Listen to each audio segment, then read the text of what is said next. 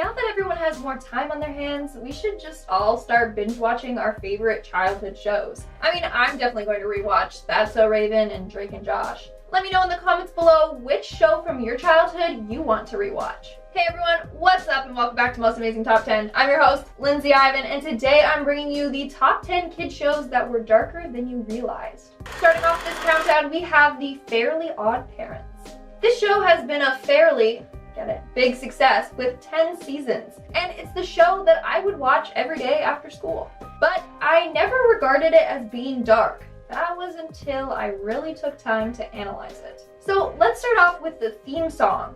Timmy is an average kid that no one understands. Mom and Dad and Vicky always giving him commands. Bed twerp. Right there, that suggests that Timmy is constantly being bossed around by his parents. And in the show, he's constantly abused by his sadistic babysitter, Vicky. She often degrades him and calls him names. Then it continues with doom and gloom up in his room. So Timmy's room isn't even a safe place for him to escape to. Now, Timmy then gets fairies, which makes his life relatively better. The Fairy Council claims that they grant fairies to the most miserable children on Earth, meaning that there are a bunch of depressed and abused children out there that feel ignored and mistreated by their parents. Moving on to number 9, we have SpongeBob. So I know I already talked about everyone's favorite little yellow sponge before, but I want to go into more detail this time. This show isn't just about a silly little sponge and his daily adventures. It shows characters dealing with depression, anxiety, and mania, and even addresses issues like greed, suicide, and vengeance. Let's take a look at one of the episodes titled One Course Meal.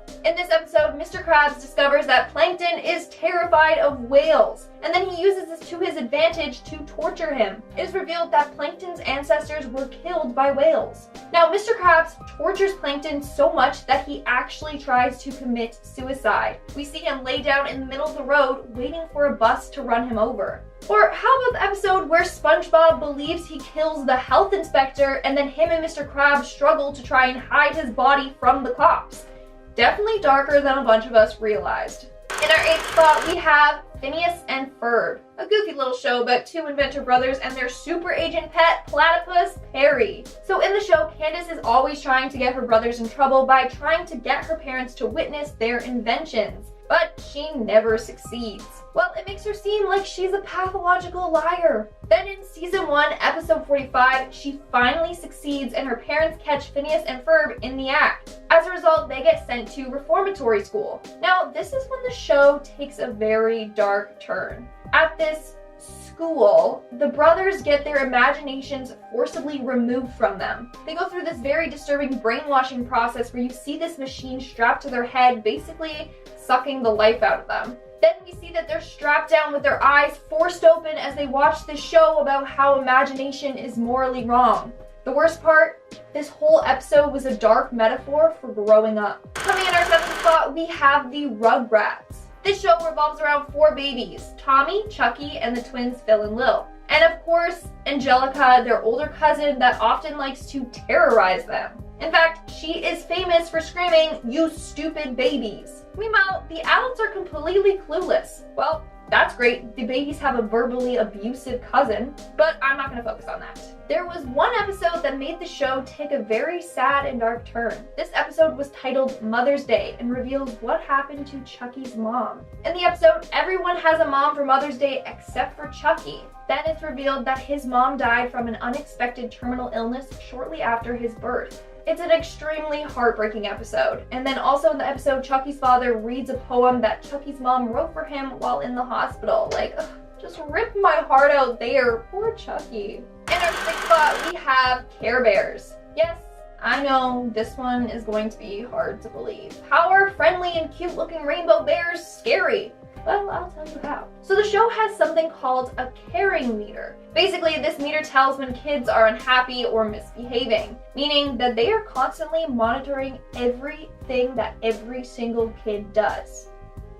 Creepy. Then what's worse is that they appear to the child and force them to change their attitude. And then they also give them a nice, big, long hug to ensure that they act in accordance to their preconceived notion. Basically, these bears are dictating the kids on how they need to act and feel, stripping away their own personality and forcing a new one on them. Like, they're doing more harm than good by trying to protect these kids from ever feeling sadness. Then people also drew a connection between the Care Bears and the cult recruitment technique called love bombing. Basically, this involves showering recruits with attention and affection to entice them into the cult. Oh, doesn't that sound an awful lot like the Care Bears' hug and tactics? We're now at our 5th and halfway mark with Ed, and Eddy. This show follows the lives of 3 boys, all with basically the same name, but with completely different personalities. It's sad, but if you rewatch the show, it's clear to see that each Ed suffers from a different kind of abuse. Let's start off with Ed with 1D. Ed lives in an abusive house. He lives in the dark basement in a really messy room. But his sister's room is clean and filled with nicer items,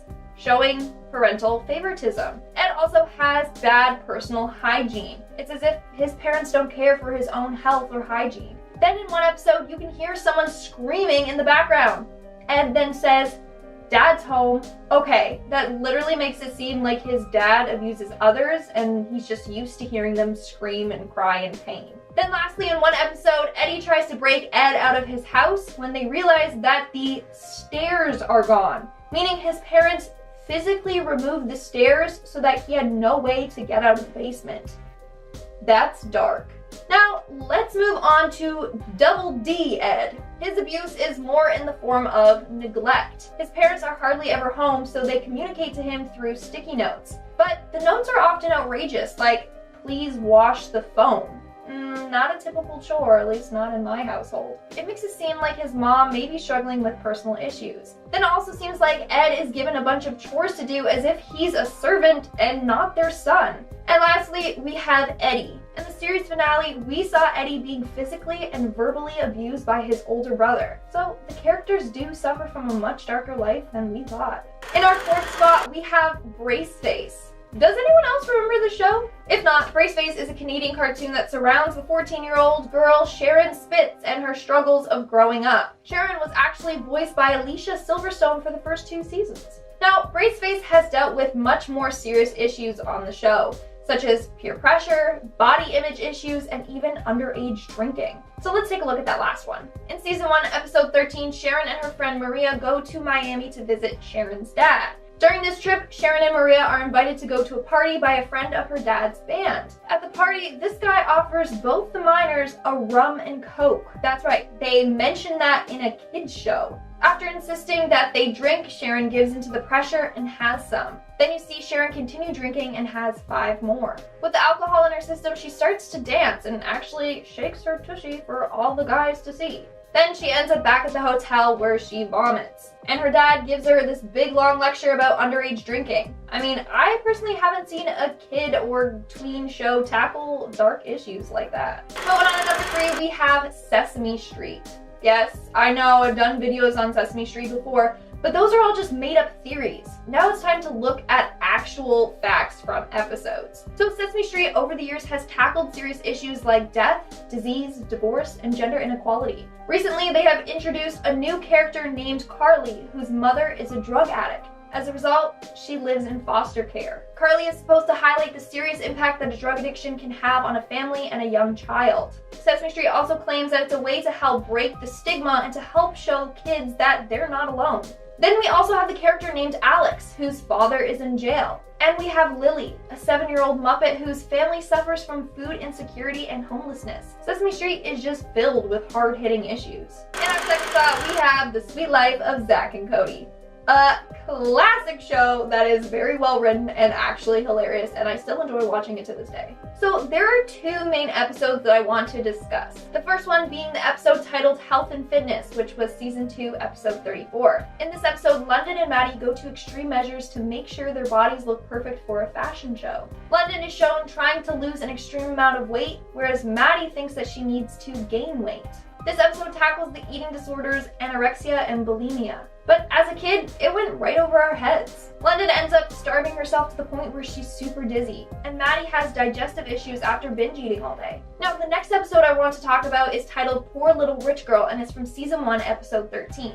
In this episode, we find the very upsetting truth about London's childhood. So basically, in this episode, London's father goes broke, and as a result, London loses her place and has to live with Maddie. That's only temporary though, he's still rich, don't worry. While at Maddie's, she says she didn't realize that families actually sat down and ate meals together. She said that her parents would often go out to restaurants and would leave her home with a nanny. But the nannies never spoke English, so she was often alone with no one to talk to. Also, the nanny was never the same, so it's not like she could have formed a bond with them. It's almost like having a new stranger in your house every day. Then in the episode, London fails at her attempt to try and cook.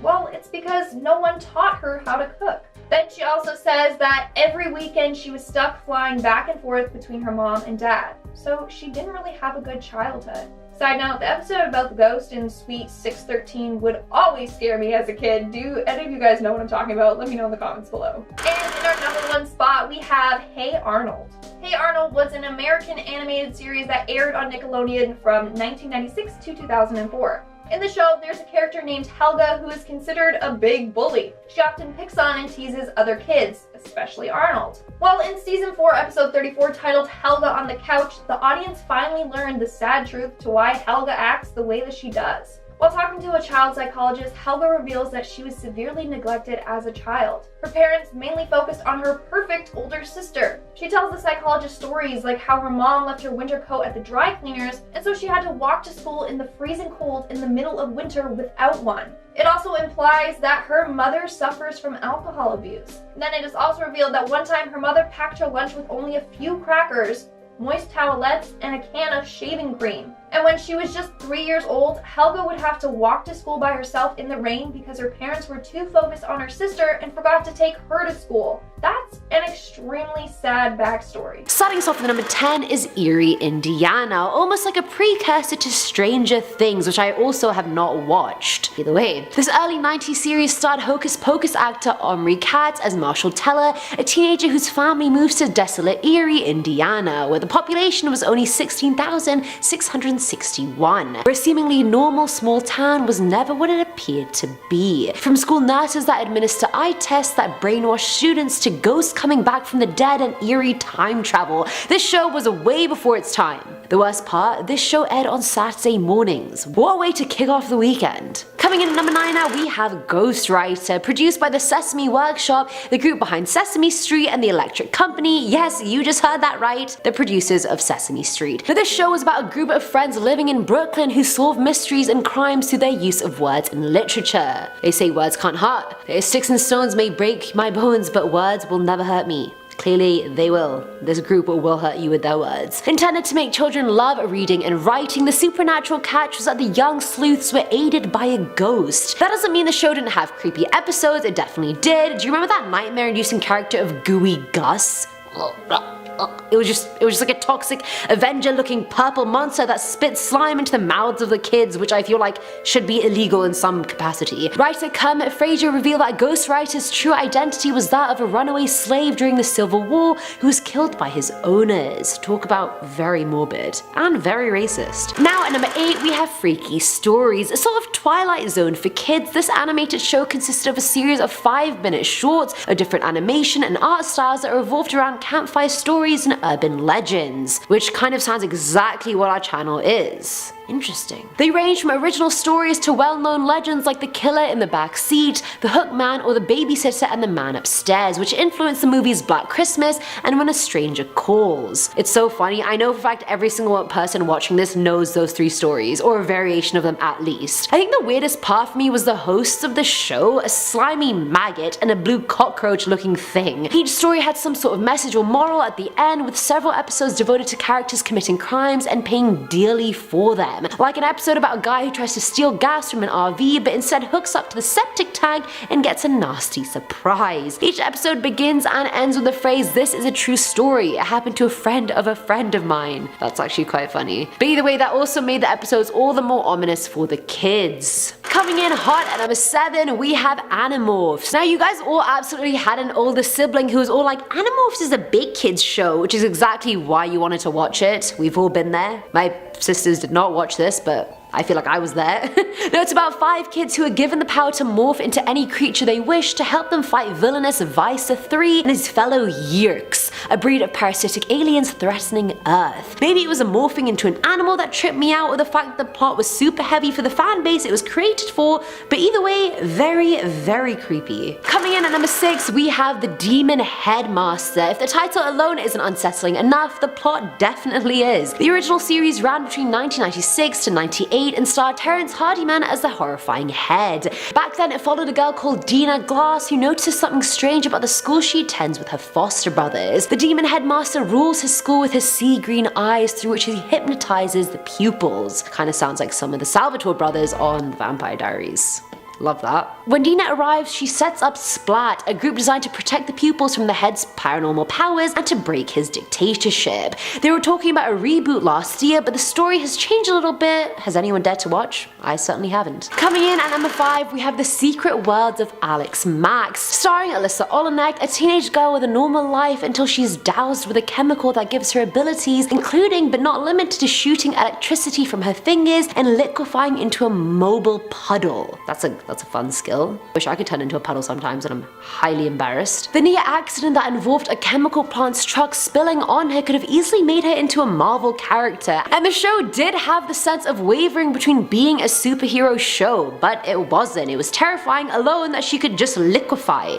On cue, liquefy. At number 4 now, we have Gogs. From 1993, Gogs revolves around a family clan of dumb, primitive, and socially inept cavemen in a fantasy prehistoric Stone Age setting and contained much dark comedy, various toilet humor-based gags, and gross-out situations, like the cavemen losing control of their bodily functions. Here's the thing, this show wasn't as terrifying in terms of plot as some of the others on the list, but everything about it was absolutely beyond cringeworthy, and you can imagine your little 8-year-old self watching this with little context and thinking, what the hell? The sound effects alone just still haunt me. I mean, not still, when I YouTubed it this morning. Coming in at number 3, we have Tales from the Crypt / Crypt Keeper. This popular TV series was directed towards people of all ages. It frightened both young and old alike, with the famed Crypt Keeper who was just humorous enough to make you think that the show might not be too scary after all, but still creepy enough to make your skin crawl, and he also made the introductions and closing comments for each segment with witty puns that really did have a dark humor about them. I'm not gonna lie, you did well. You creep. The show brought some big time celebrities on board throughout its 7-year run. Being so popular, HBO subsequently came out with Tales from the Crypt Keeper, and having the show as a cartoon and toned down a bit still didn't totally make the whole idea less scary. Despite the show's light-hearted spin, episodes include tales about what would happen if you cry wolf, encounters with monsters, and getting sucked into a gravesite, all of which I would not want to experience myself. And I don't wish it upon any of you either, my lovely precious subscribers. Filling our number 2 slot is Goosebumps. It was a tough choice making this number 2 because it is arguably the most famous of all creepy kids shows from this era, and whether you read the books that the TV show was based on or not, Goosebumps was bound to give you nightmares if you watched it as a kid. I read so many of the books growing up and I absolutely loved them. They did scare me a little bit. If I was reading them home alone, I'm like, oh, is the dummy gonna come get me? Is the dummy alive? You know the ones I'm talking about. Somehow this children's show was able to sneak things in that the children's shows of today wouldn't dare to do. From Slappy the living dummy terrorizing his owner to entire family basically dying on their trip to Horrorland, to an episode where a mask gets permanently stuck to a kid's face. Like, this is no joking matter. None of this is a joking matter at all. And finally, coming in at number 1 is Are You Afraid of the Dark? It is not a question, it is in fact the name of the show, and it tops this list because it proceeded on number 2 and paved the way for creepy storytelling that would haunt everyone for years to come. Round of a slow applause. Now this show is a Canadian classic and it's centered around a group of storytellers who are just on the verge of entering their teen years. How exciting teen angst ensues. Now each would take turns telling the rest of the group the scariest stories they could muster while gathered around a campfire. This gave viewers an even eerier setting to kick off the creepy tales, and honestly I'm just getting creeped out thinking about it. It was extremely dark for younger viewers, but that didn't stop them from watching it. They ate that up. If you want to play a cruel Halloween joke on your friends, then have them watch some episodes like The Tale of Laughing in the Dark, The Tale of the Ghastly Grinner, and The Tale of Watcher's Woods. However, if you really want them to sleep with a nightlight on for the foreseeable future, have them check out The Tale of the Dead Man's Float. The crimson red corpse that rises from the depths of a pool looks like a poltergeist escapee. At number 10, we have Pokemon. This show has been on TV for over 20 years. That's insane. There's over 1,000 episodes. The voice actors from the show must be making bank. But let's really look into what the show is about. Ash is like 10 years old and he leaves his home to become a Pokemon master, which he does, and that is really, really cool. But he's a homeless 10-year-old basically hitchhiking from town to town like a hobo with a gang of hobos. Kids shouldn't be living like that. Also, there's speculation that Ash's father was killed, and that's why you never see him in the show, and the show touches on death several times with more than one Pokemon moving on to the afterlife. At number 9, we have Kim Possible. She's a teen secret agent and she's super cool. I feel like that's how the show was presented in the pitch meeting. Kim Possible is a great show. It has an ensemble of great characters, Kim always has inventive gadgets to save the day, and it has a roster of villains that give off some great comic book vibes. Now, if you break down the show for what it really is, it's a show about a girl who has to spend much of her time saving the world instead of being a girl. Like, forget about midterms, she has to stop Dr. Draken from taking all the world's gold or something, whatever. The amount of stress that is on this girl's shoulders must be insane. She probably has to take anxiety medication just to get through the day. In concept, the idea would be cool, but in practice, Kim Possible's life is probably a living hell. At number 8, we have Regular Show. This, again, is one of the best shows of all time. It's insanely weird and manages to pack in a boatload of references to 80s culture through movies, music, and video games. The show definitely tickles the nostalgia foot that we all have lodged inside our souls. That was a very weird sentence. But a character on the show has one of the most depressing existence. Skips. Skips is immortal. He's been alive for hundreds of years, and it looks like he will live for hundreds more, maybe even forever. But this means that everyone he has ever known has died. All of the friends that he has now will one day die, and he will have to keep moving on, watching them turn to dust. There's even an episode where it highlights Skip's old love and how close they were and how he will never see her again. That is so sad. Why do you gotta make me feel like that, Regular Show? You're making me feel like I'm watching a Pixar movie. Like, I dare you to watch the beginning scene from Up and not cry like a baby. At number 7, we have Pinky and the Brain. Okay, first off, the main goal of Brain is to take over the world, and I don't know what the world would look like if it was run by a super genius mouse, but I think it would involve a lot of human testing, and I don't really think I'm cut out for that life. But on top of that, Brain is one of the smartest creatures on the planet, and he is forced to live in a cage for most of his life. And on top of that, one of his best friends is kind of a doofus. I mean, I love Pinky, but if you're as smart as Brain, I don't think you would want to spend all of your time with a guy whose catchphrase is Narf. At number 6, we have Invader Sim. I mean, come on, this dude came here to take over our planet, and this little crazy green dude eats people. Not to mention the fact that he has all sorts of strange space chemicals, which he uses to conduct strange experiments, and he has a ton of weapons of mass destruction. This guy should be on America's most wanted list. He's one of the biggest criminals in cartoon history, right behind the Duke of Nuts. At number 5, we have My Life as a Teenage Robot.